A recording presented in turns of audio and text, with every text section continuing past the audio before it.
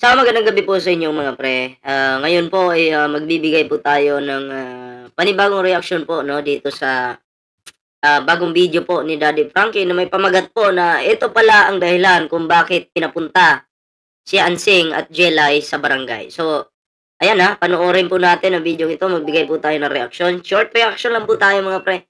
Siyempre 'no, bago tayo magtuloy-tuloy, huwag kalimutang mag-like, share, subscribe para naman po maging updated po kayo sa mga uploads po natin. At may TikTok po tayo diyan, may Facebook po, sana po yung suportahan yung ating mga social media accounts. Siyempre, Team Daddy Frankie po, suportahan po natin. So, ito na po, no? Panoorin po natin ang video ito. Pasugod kami dito dahil pinapunta daw sa barangay si Ate Jelay. Yung sinabi niya po na 10,000. Binalik na yung 10,000? Oo. Mabuti naman. Oo. Anong usapan ninyo? Bakit binalik nila ngayon? Sabi ko, ang akin lang, ang rason ko lang, bakit ako nagsalita din doon kasi kinausap ako natin sing. Concern ako, kasi kami yung nag-refer kay Daddy Frankie, si Oliver. Mm-mm. Siyempre, Yes. Concern po kami, no? Dito kay Oliver. Wala man po kaming kakayahan tumulong, di ba? Kasi maproseso po talaga yan. Siyempre, kailangan seryoso po yan, yung mga ganyan, kasi kalusugan ng tao yung pinag-uusapan dyan. Ginawa po namin, sinabi po namin kay Daddy Frankie. So, dahil natulungan po ni Daddy Frankie, nakita po namin maganda na yung nangyayari ngayon kay Oliver, natutuwa po kami. At hindi po pwede na baboy-babuyin lang ng DSWD Paniki si Oliver na gagamitin lang, 'di ba? Oh, gagamitin lang. Kasi anong dahilan bakit mo kinuha yung pera? Kami naging witness kami nung binalik yung pera. Nandun ako eh. Nandun si Jelay. Oh, naging witness kami. Kaya yung sinasabi ni Kalbo doon sa video na nireaksyonan ko na sinasabi niya, ayun na nga, sabi nila kinuha daw yung 10,000.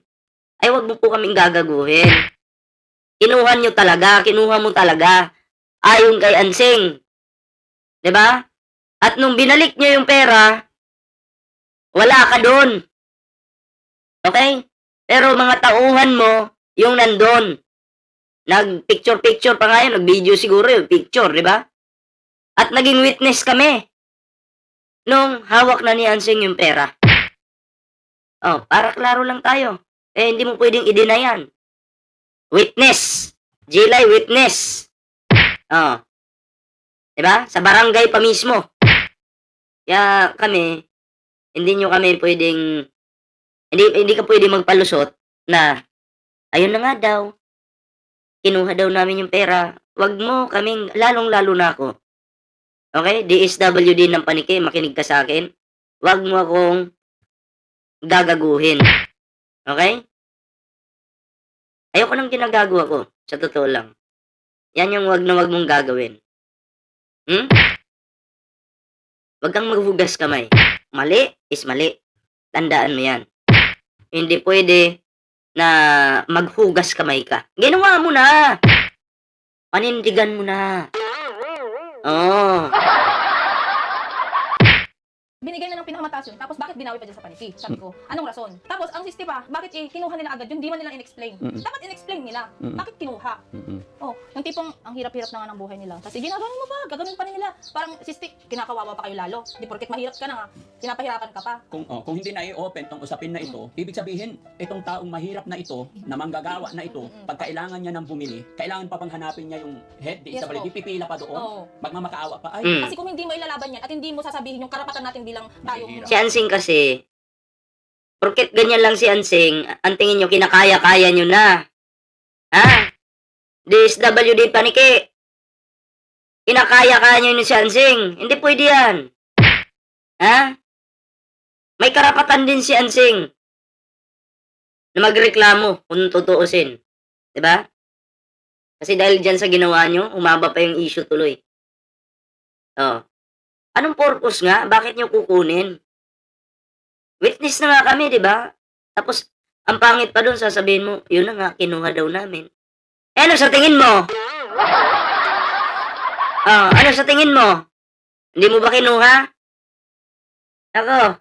Mahihirap dito at hindi nila gagawa ng paraan yan, hindi nila tayo mamaliit at mamaliitin tayo na mga yan. kakawawain din yung ibang mahihirap. Hindi porket mahirap ka na, papahirapan ka pa.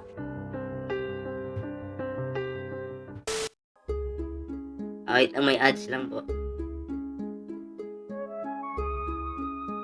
So ayun, mga kababayan, mga kabarangay, nandito na po tayo sa bahay nila Nanay Ansing. Kasi nga po, pinapunta ko ni Jelay dito dahil tinawagan sila ng barangay. So alamin natin bakit ano kaya ang usapin sa barangay, bakit pinatawag sila Jelay. At may dala akong prutas, mga mansanas para kay Kuya Oliver. Samahan nyo kami mga kababayan.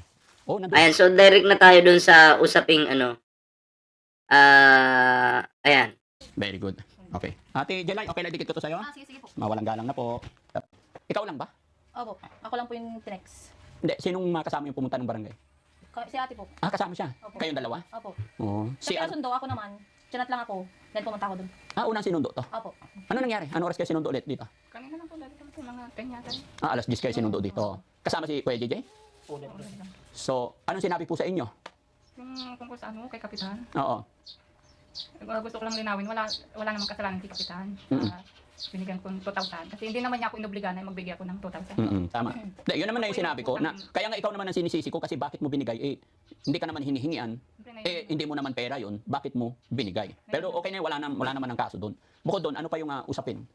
Yun lang, abot lang doon talaga, Daddy Franklin. Kasi parang si Kapitan. Na? Parang napahiya, ganun. Ay, ano naman ang rason? Bakit pati ikaw? Ako naman siguro, kaya siguro po ako pinapunta doon kasi para makita ko siguro na inabot sa kanya yung pera. Para, Na ano? Yung binalik yung pera. Magkano? Yung sinabi niya po na 10,000. Binalik na yung 10,000? Oo. Abuti naman. Oo. Anong usapan ninyo? Bakit binalik nila ngayon? Anong sinabi nila sa'yo? Bakit nila binalik? Anong rason? Binalik ko nung pinakamataas na DSWD. Sino nag-abot mismo? Yung pong empleyado ng DSWD. Yung kumuha sa'yo nakaraang araw. Iba po yun. Iba na yung kumuha. Tapos iba rin yung nagbalik. Syempre, bago nila ibalik, mayroong sasabihin. Bakit daw nila ibinalik? Wala po, pinabalik lang sa amin. Kami na lang daw po ang magtago para pag may kailangan na gamot, may pambili po kami. Dapat lang talaga. Kasi pinapicturan ka na tuon eh. Bakit kasi napunta pa sa kanila eh? Kaya nga. Ayan. Hindi ka kina... Hugas kamay. Si Kalbo. Hugas kamay. 'Di ba?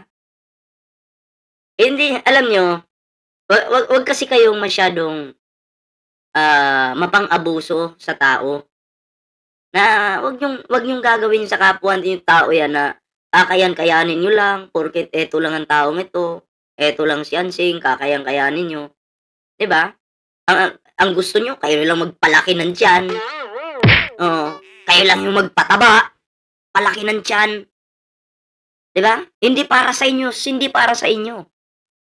Kung sasabihin nyo, eto ang tanong ko, ano bang purpose? Bakit nyo kinuha? Para ba ibigay talaga kay Ansing? Ano yan? Pag kailangan, pupuntahan kayo? Paano kung wala kayo sa bahay? Di si Ansing pa yung magkapagod-pagod, mamamasahe, or di kaya maggagas pa sa motor niya. Diba? Eh, hindi pwede ang ginagawa mo, Kalbo. Diba? Kaya umayos-ayos ka. Ayaw mong maimbestigahan ka. Ayaw mong maimbestigahan ka, Kalbo. Umayos-ayos ka. O kung sino man po yung inagrabyado ng head ng DSWD nito, kung sa tingin nyo merong pagkakamali yung taong yun, sabihin nyo po sa akin. Lapit lang po kayo sa akin. Lumapit lang po kayo sa akin. Akong bahala. Promise. Kung sa tingin nyo nangyari yung nangyari kay Ansing, nangyari din sa inyo, lapit po kayo sa akin. Gagawan po natin ng paraan yan. Diba? Hindi kasi pwedeng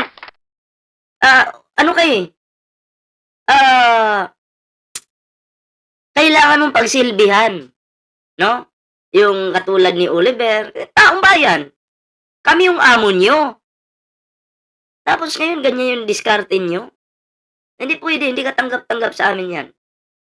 Diba? Hindi ka tanggap-tanggap. Okay? Sa mga taga-panikiyan. Yung ginagawa nyo dyan. Ang pagkakaalam kasi natin, pag DSWD, isang sangay ng gobyerno, tutulong po sa mga katulad ni Oliver. Hindi po dapat pagkakapirahan pa si Oliver. Diba? Ang pangit nun. Ang dating tuloy sa akin, parang, teka, imbis yung 10,000 para kay Oliver, gusto mo nang sa'yo? Ikaw humawak? Bakit? Sino ka sa tingin mo? Sino ka sa tingin mo? Untouchable ka? Diba? Hindi pwede yun. Ibigay mo kay Ansing. At yun na nga, binigay nga nila. Kaya nga lang, nung time na yun, gusto ko talaga kita makita at kumprontahin kita bakit mo ginagawa yan. At bakit nung panahon na si Oliver nakakulong, wala kayong aksyon dito sa paniki? Oh, wala kayong aksyon! Anong ginagawa nyo? Diba? Yun yung gusto kong itanong sa'yo. Kasi ako, masakit sa amin. Kami yung nag-recommend kay Oliver, kay Daddy Frankie, tapos gaganyan-ganyanin nun lang. Hindi ka tanggap-tanggap yan. Naku po. Ang usapan niyo doon? Kinausap ako ng sekretary na gusto daw lang linawin na si Kapitan walang alam doon. So sinabi ko naman na wala naman po talagang kinalaman doon si Kapitan. Sinabi ko, in-explain ko din na sabi ko, ang akin lang, ang rason ko lang bakit ako nagsalita din doon kasi kinausap ako natin sing. Concern ako kasi kami yung nag-refer kay Daddy Frankie, si Oliver. Siyempre, binigay na ng pinakamatas yun, tapos bakit binawi pa dyan sa paniki? Sabi ko, anong rason? So in-explain ko kay sekretary. Tapos ang sisti pa, kinausap ko talaga sa secretary, bakit kinuha nila agad yun, di man nila in-explain. Dapat in-explain nila, bakit kinuha. Oh, anong irarason niyo sa akin, bakit niya kinuha? Yun lang naman yung gusto kong ipaliwanag, kaya nasasaktan si Ate Ansing. Pinahiya pa, doon pa sa loob. At ang galing-galing mo pang mamahiya. Galing-galing mo pang mamahiya, no? Ayun, akinin 10,000 eh. Huwag na yung motor-motor na yan. Kala mo talaga eh. No? Kala mo talaga kung sino.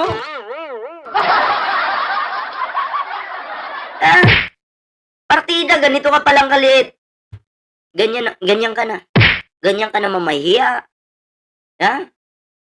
Kinuha mo pa yung pera na hindi sa'yo. Walang hiya ka talaga. Hindi ka na nahiya.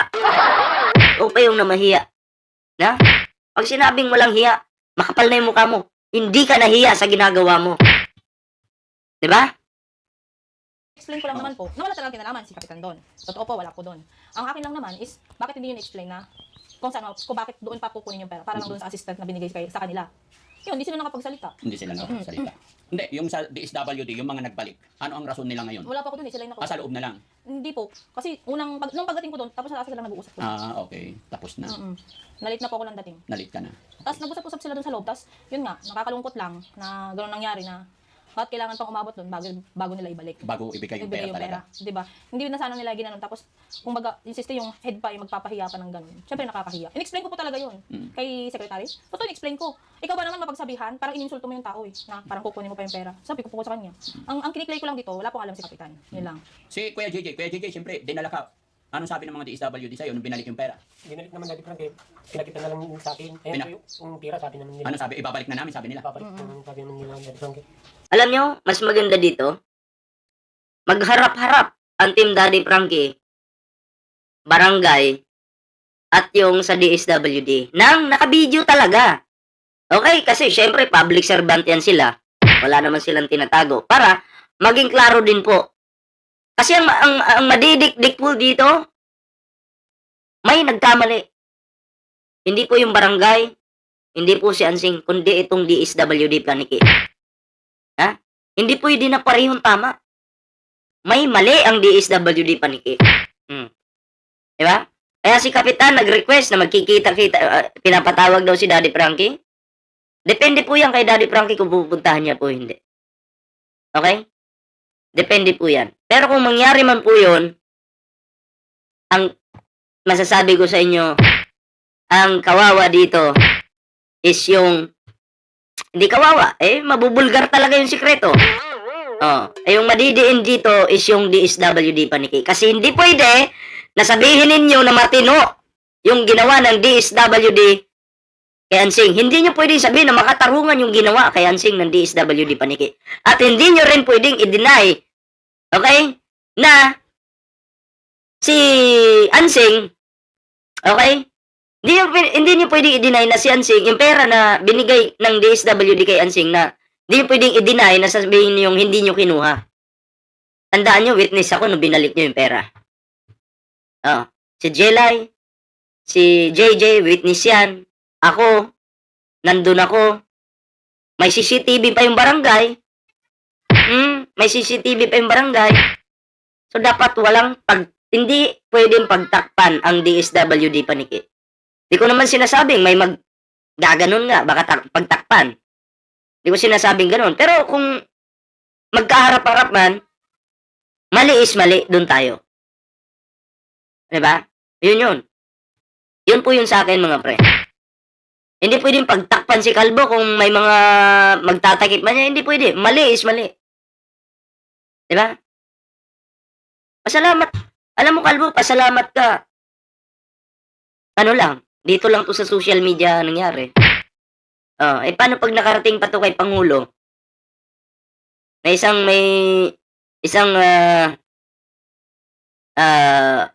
DSWD Paniki, no? Head ng DSWD Paniki. May kababalaghang ginagawa. Hindi katanggap-tanggap 'yan. 'Di ba? Yun lang naman ang sinabi sa akin. Mm. Katunayan na binalik nila sa dati pag Na nagsabi sila, ito na yung pera, katunayan na binabalik na namin. Salamat naman po sa mga DSWD na nagbalik kasi syempre, kailangan talaga ni Kuya Oliver yan, pambili ng mga gamot niya. No?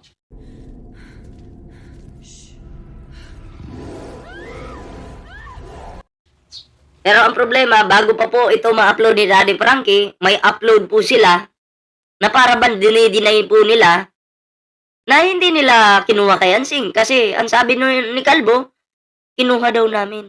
O ano ibig sabihin nun? Di ba? Gusto nyo maging sinungaling ang Team Daddy Frankie? At kayo maging tama? Ano kayo sinuswerte? Hindi pwede yan. Salamat na lang kay Ate Jelay na nagsabi sa akin. Bilang concern lang din naman ako sa kapatid nila, di ba? Concern po ako. Lalo't nandito na si Kuya Oliver. Tapos ginanon pa yung sitwasyon. Yung tipong ang hirap-hirap na nga ng buhay nila. Tapos ginaganon mo pa, gagawin pa rin nila. Parang sisti, kinakawawa pa kayo lalo. Di porket mahirap ka na nga, pinapahirapan ka pa. Di ba? Tama naman yun. Di ba po, pag naglakad ka ng ganyan, ang hirap mong lakarin. Tapos ang hirap mo nang lakarin, tapos papahirapan ka pa. Ganyan talaga sila. Kami, wala naman talaga kaming kwan dyan sa mga ganyan. Kaya nga, hindi, totoo lang, hindi naman po kami natutulungan ng mga kwan eh. Pag dyan sa mga DSWD, hindi kami lumalapit kasi ang hirap maglakad. Totoo naman po yun eh. Tsaka ang ano pa dyan, paano kung hindi nai-open Oo, hindi pa yung naisabi. usapin na ito? Kung hindi ko pa nai-open sa inyo, nasabi sa inyo na ganun, hindi pa nila. Kung hindi nai-open tong usapin na ito, ibig sabihin, itong taong mahirap na ito, na manggagawa na ito, pag kailangan niya ng bumili, kailangan pa pang... Alam nyo, ito Ito marami na akong experience sa ganyan, mga nababalitaan ko at mga sinusumbong po sa akin. Pag walang hindi ito na-actionan, malamang sa malamang. O alam nyo na kung saan papunta yung 10,000. Diba? Mapupunta sa mabuting tao. ating yung head disability, pipila pa doon, Oo. magmamakaawa pa, ay, kailangan ko ng ano. Kailangan pa magpapirma ka pa, may ganito ganyan. Pero ngayong nai-open, ibinalik. Binilek naman po. Bakit? Kung yung usapan nila. Ano bang usapan niya, te? Kaya na po ang magtago nito sabi ko sa akin. Ito pong pera pang bilhin ng gamot ng kapatid niya. Di mas maganda kasing lumaban ka, te. Kasi kung hindi mo ilalaban yan at hindi mo sasabihin yung karapatan natin bilang tayong mahihirap. Alam mo, ang problema din dito kay Ansing, napapansin ko, doble kare. Kami, ang gusto lang namin, tulungan ka Ansing at si Oliver na hindi ka naman nila, alam mo, maliitin ng DSWD. Diba? And then ikaw naman, ini-entertain mo din sila, tapos ikaw pa yung naghingi-hingi ng sorry doon. Unfair yun. Okay, sana maghingi ka ng sorry. Ganun din si Kalbo. Para patas naman. Kasi kung titingnan po natin, wala kang pagkakamali doon. Diba? Ako, hindi ko nagustuhan yung paghingi mo ng sorry. Kasi wala akong nakikitang ikaw yung nagkamali. Dapat si Kalbo yung maghingi ng sorry, hindi ikaw. Kaya nabubuisit ako eh. Dito at nagkakon dito sa lugar na to. Hindi nila gagawa ng paraan yan, hindi nila tayo pan. Ayan na, open po ako. Sino po yung magsusumbong sa akin about sa DSWD Paniki? Kung may ganitong pangyayari na na-experience nyo rin po, open po ako. Message nyo lang po ako sa aking Facebook. O si Jelay, message nyo lang po. Open po ako. Ilabas nyo po yan. Ipapaviral po natin sa Facebook yan. May Facebook page po ako, 2. May YouTube channel ako, 2. May TikTok ako. At kailangan paputukin natin yan para may managot po. Diba? Taong bayan po tayo. Tayo yung amo nila. Diba? Kung may napapansin tayong mali, sitahin po natin. Ganun lang kasimple. Okay, kayo mga pre, ano po yung inyong reaction dito sa video ito? Comment down below. Hindi ko na po pahabain ang video ito. I-comment nyo na lang po yung inyong mga opinion, reaction, para naman po mabasa po natin yan. Ayan. So hanggang dito na lang po muna. Sabitin po sa ating reaksyon. At hindi pa napanood ang video ito, puntahan nyo lang po ang YouTube channel ni Daddy Frankie at mag-subscribe na po kayo doon. Ayan, para naman po maging updated po kayo sa mga uploads po natin. Ayan. So ayan mga pre, hanggang dito lang muna yung ating video. Ingat po kayo lahat. Magandang araw po sa inyo lahat. At magkita-kita po tayo sa susunod na video. Ingat po. Kita-kits po.